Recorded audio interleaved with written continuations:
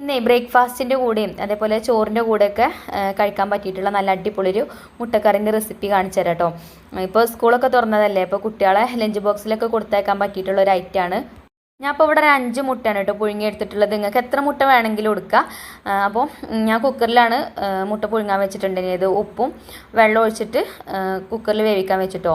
പിന്നെ അതാ ഒരു പാൻ അടുപ്പത്ത് വെച്ച് അതിലേക്ക് 1 സ്പൂൺ വെളിച്ചെണ്ണ ഒഴിച്ചു കൊടുത്തു. എന്നിട്ട് അതിലേക്ക് കുറച്ച് മുളക് പൊടിയും കുറച്ച് മഞ്ഞൾപ്പൊടിയും ചേർത്തിട്ട് ഒന്ന് മിക്സ് ചെയ്തെടുത്തതിന് ശേഷമാണ് കേട്ടോ ഫ്ലെയിം ഓൺ ആക്കി കൊടുത്തത്.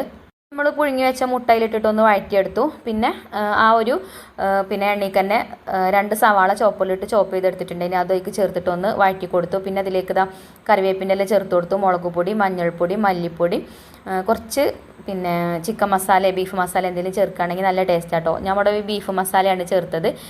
അതും ചേർത്ത് വഴറ്റി കൊടുത്തതിന് ശേഷം ഒരു തക്കാളി മിക്സിൻ്റെ ജാറിലിട്ടിട്ട് അരച്ചിട്ട് അതും ചേർത്ത് കൊടുത്തു. എന്നിട്ടൊന്ന് അടച്ച് വെച്ചിട്ടുണ്ട് ആ തക്കാളി ഒന്ന് വെന്ത് വരാൻ വേണ്ടിയിട്ട്.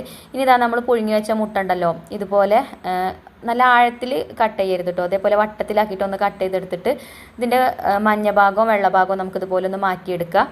ഈ ഒരു രീതിയിൽ കേട്ടോ. അപ്പോൾ കുട്ടികൾക്ക് കാണുമ്പോൾ തന്നെ ഇത് കഴിക്കാൻ തോന്നും.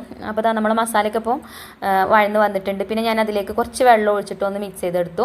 എന്നിട്ട് നമ്മൾ ആ ഒരു കട്ട് ചെയ്ത് വെച്ച മുട്ട ഇതിലേക്ക് ചേർത്തിട്ട് ഒന്ന് മിക്സ് ആക്കി കൊടുത്തിട്ടോ. പിന്നെ കുറച്ച് മല്ലിയില കൂടെ ഇട്ട് കൊടുത്തിട്ടുണ്ട്. മുട്ടക്കറി റെഡി ആയിട്ടുണ്ട്.